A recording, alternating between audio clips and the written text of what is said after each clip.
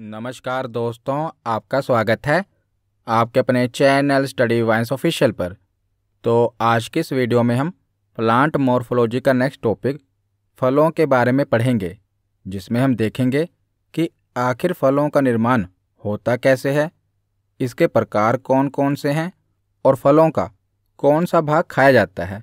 और पूरा टॉपिक पढ़ने के बाद लास्ट में हम प्रीवियस ईयर क्वेश्चन को भी कवर करेंगे। तो चलिए बिना देरी किए हुए वीडियो को शुरू करते हैं। तो चलिए वीडियो की शुरुआत करते हैं।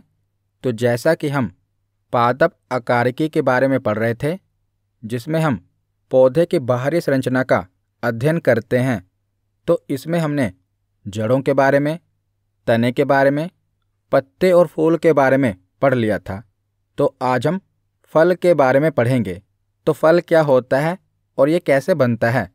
तो फल पादप का मुख्य अंग है और फल का निर्माण निषेचन के पश्चात अंडाशय से होता है, यानी कि फर्टिलाइजेशन के बाद ओवरी से फल का निर्माण होता है और परिपक्व अंडाशय ही फल कहलाता है।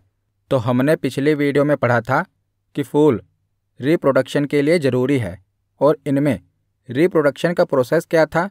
तो ये जो फूल के बीच वाला जो हरा वाला भाग है, ये फूल का मादा जनन अंग है, जिसे स्त्री केसर कहते हैं। और इसके 3 भाग होते हैं। ऊपर वाला जो ये गोल वाला भाग है, इसे वर्तिकाग्र यानी कि स्टिग्मा कहते हैं। इसके नीचे जो ये नलीनुमा संरचना है, इसे वर्तिका कहा जाता है, इंग्लिश में स्टाइल कहते हैं। और नीचे वाला भाग जो ये गोल भाग है, इसे अंडाशय कहा जाता है। तो ये फूल का अंडाशय होता है, ओवरी होती है, और इस अंडाशय के अंदर बीजांड यानी कि ओव्यूल होते हैं। तो ये फूल का मादा जननांग है। और बाकी जो ये फूल में पीले रंग की लंबी संरचना वाले भाग हैं, इन्हें पुंकेसर कहा जाता है, जो कि फूल के पुरुष जननांग हैं। तो फर्टिलाइजेशन की क्रिया कैसे होती है। तो जो ये फूल का पुंकेसर है, इसके ऊपर से परागकण फूल के वर्तिकाग्र वाले भाग तक पहुंचता है और इसके बाद वर्तिका से होते हुए ये अंडाशय में चला जाता है। और अंडाशय में क्या होता है, ओव्यूल होता है। हमने पढ़ा ओव्यूल यानी कि बीजांड होते हैं।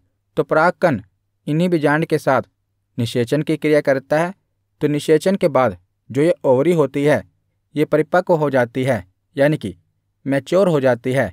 और यही मैच्योर ओवरी क्या बनती है, तो इसी से फल बन जाता है। जो आप देख रहे हैं, जो ये अंडाशय है ना, यही अंडाशय फल बन जाता है। और इस अंडाशय के अंदर जो बीजांड हैं, वो बीज बन जाते हैं। जैसा आप देख रहे हैं, अंडाशय के अंदर क्या होता है, तो ओव्यूल यानी बीजांड होते हैं। तो जो ये अंडाशय है, ये फल बन जाता है और फल के अंदर बीज होते हैं। तो अंडाशय के अंदर जो ये बीजांड होते हैं, ये बीज बन जाते हैं। तो परिपक्व अंडाशय ही फल कहलाता है और बीज का निर्माण निषेचन के बाद बीजांड से होता है। तो आगे अब हम देखते हैं, तो फलों के अध्ययन को क्या कहा जाता है। तो फलों के अध्ययन को पोमोलॉजी कहा जाता है। और फलों का काम क्या होता है। तो फल का काम होता है बीजों की सुरक्षा करना, क्योंकि फल के अंदर ही बीज होते हैं। तो फलों का काम क्या है, बीजों की सुरक्षा करना। तो जो फल होता है ना, इसके 2 भाग होते हैं। कौन कौन सा।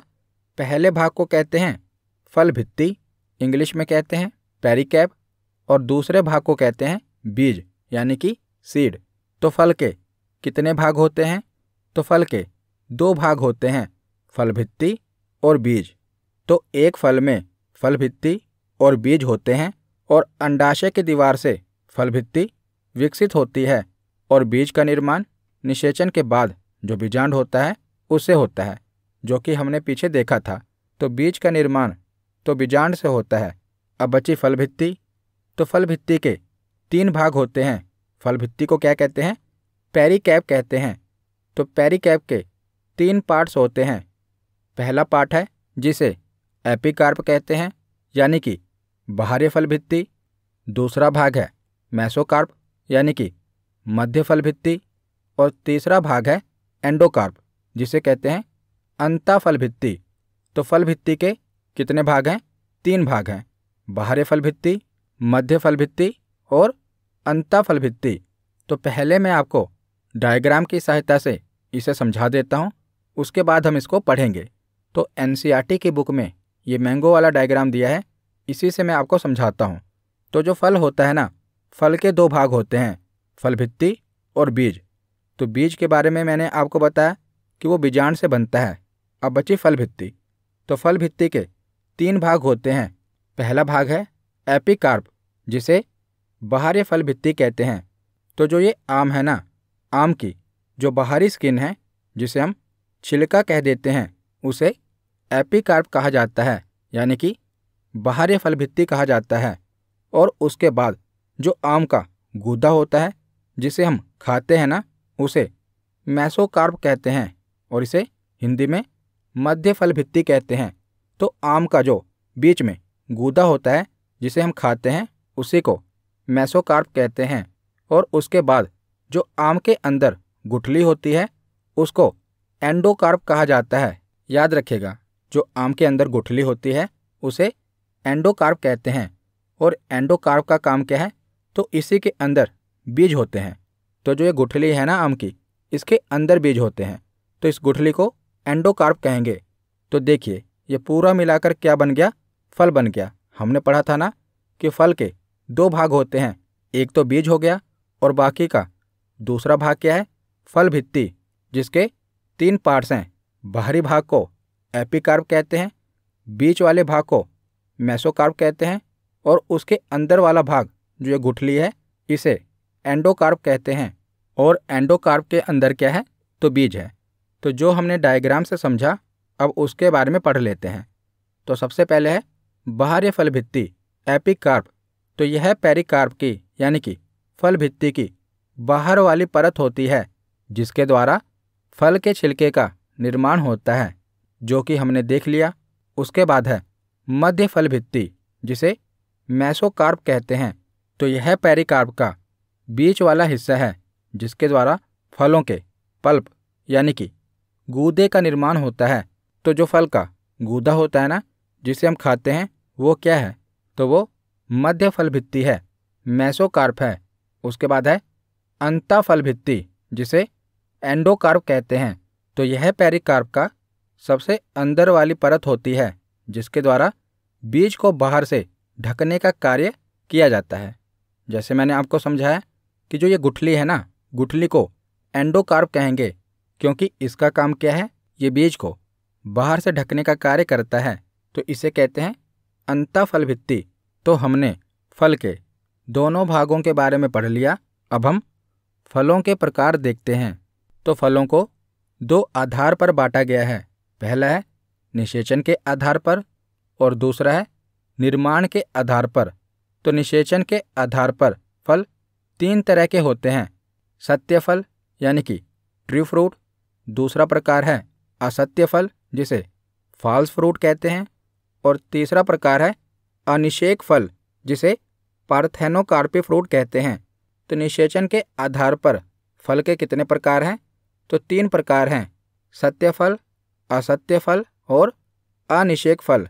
और उसके बाद है निर्माण के आधार पर। तो निर्माण के आधार पर भी फल के 3 प्रकार हैं। पहला प्रकार है सरल फल, जिसे सिंपल फ्रूट कहते हैं।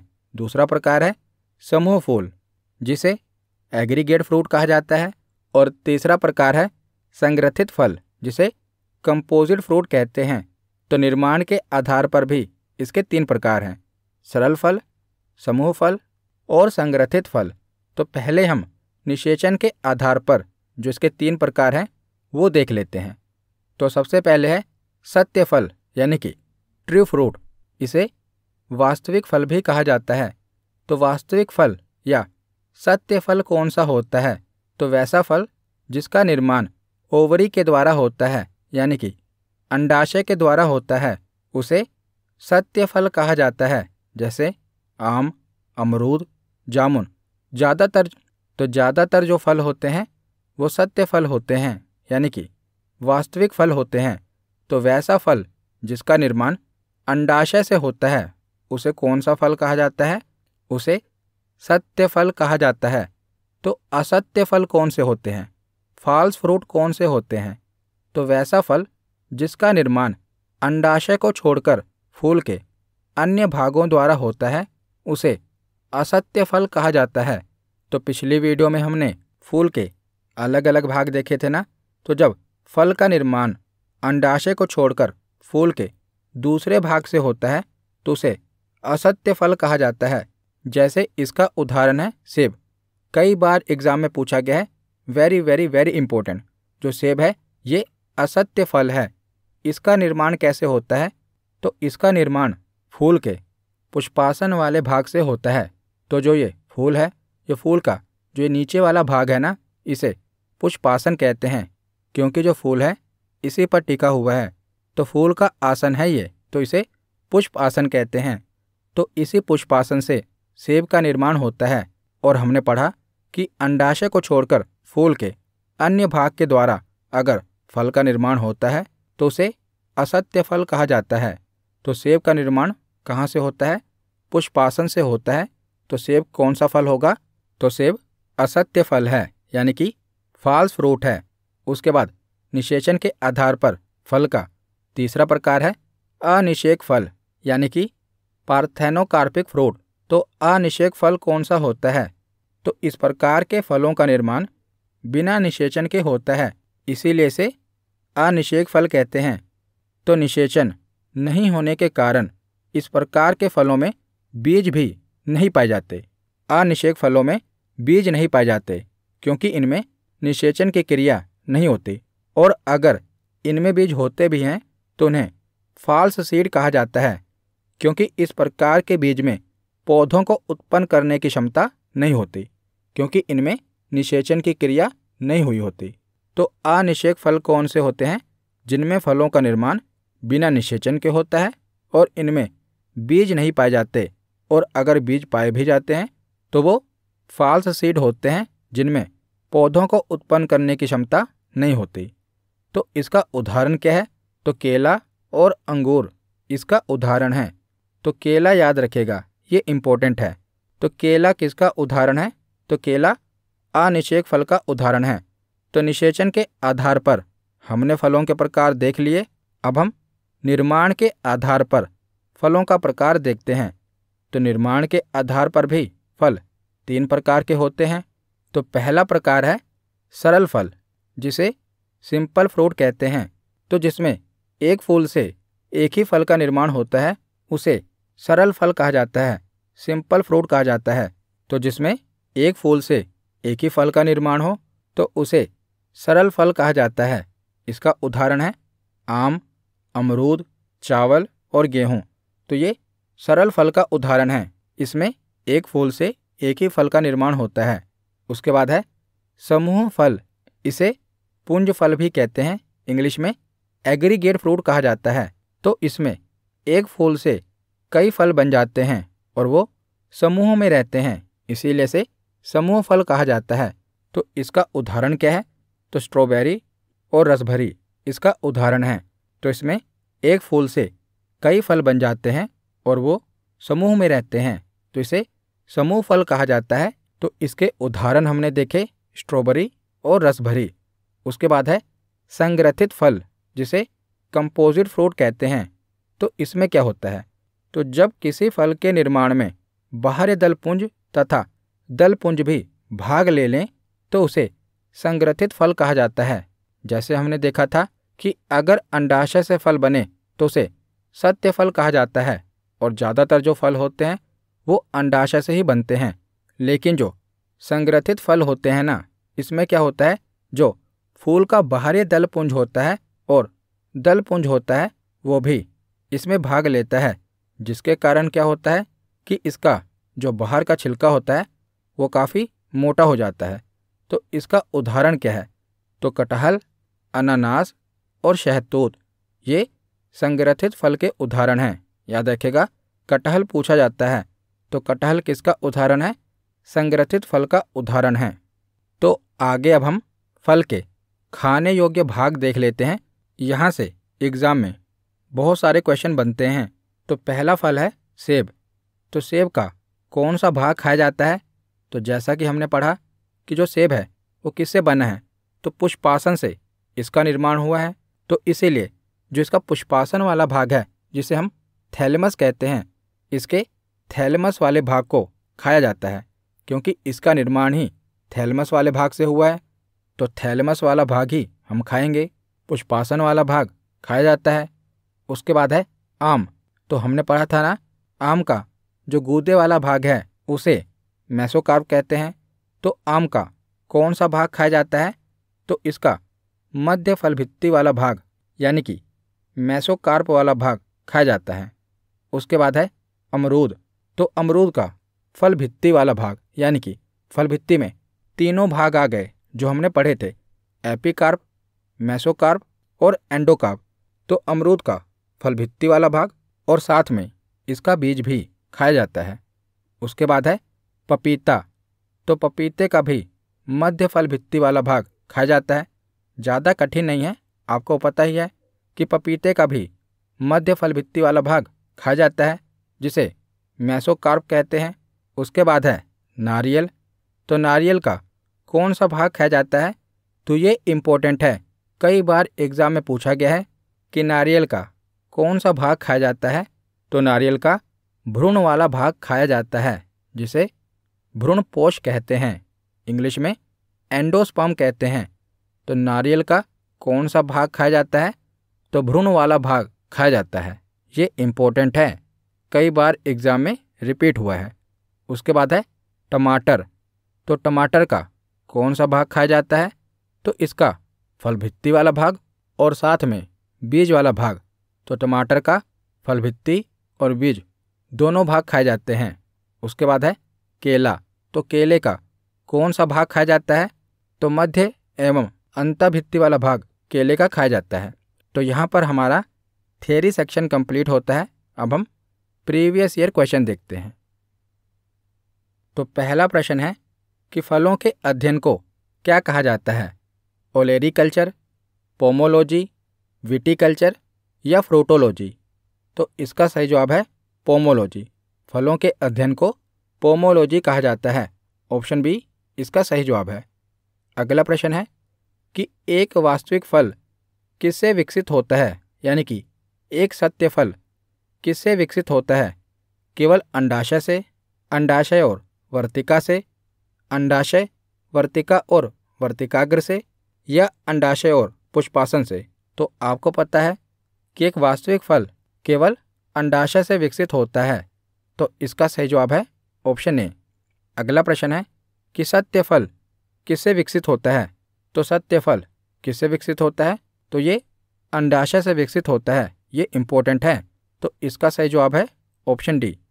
अगला प्रश्न है कि निषेचन के बाद बीजांड और अंडाशय विकसित होकर क्या बनते हैं? तो बीजांड आपको पता है कि बीजांड से बीज बनते हैं और अंडाशय से क्या बनता है? तो अंडाशय से फल बनता है।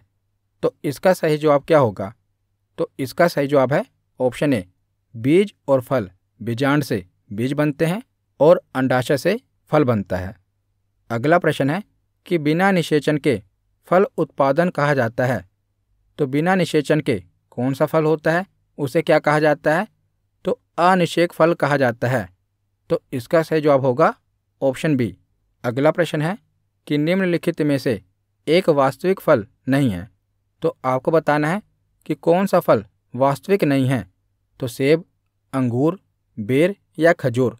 तो हमने पढ़ा था कि जो सेब है इसका निर्माण पुष्पासन से हुआ है, तो ये वास्तविक फल नहीं है, ये असत्य फल है। तो इसका सही जवाब क्या होगा? ऑप्शन ए सेब।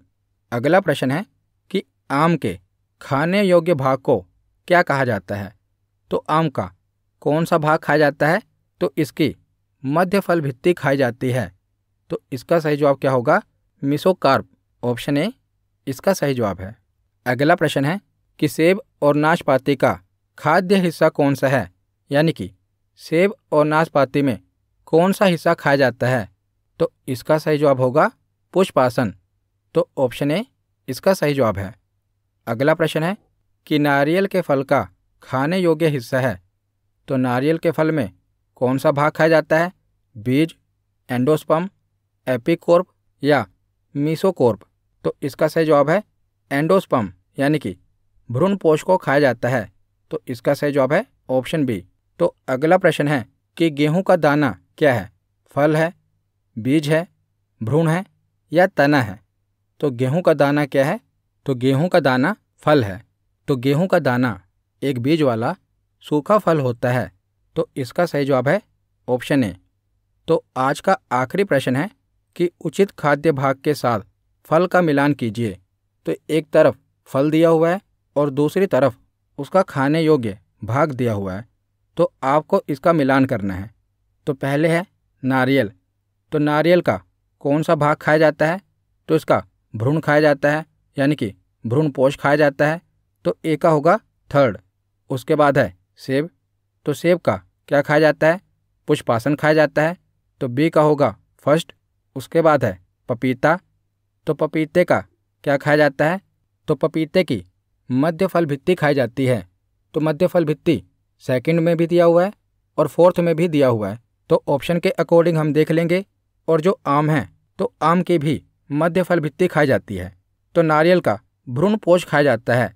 तो ऑप्शन में जो फर्स्ट ऑप्शन है, इसी में केवल ए का थर्ड दिया हुआ है। तो यही ऑप्शन सही हो जाएगा। तो इसका सही ऑप्शन है ऑप्शन फर्स्ट। तो आज की वीडियो यहीं पर ख़त्म होती है। कैसी लगी वीडियो कमेंट सेक्शन में ज़रूर बताना। धन्यवाद।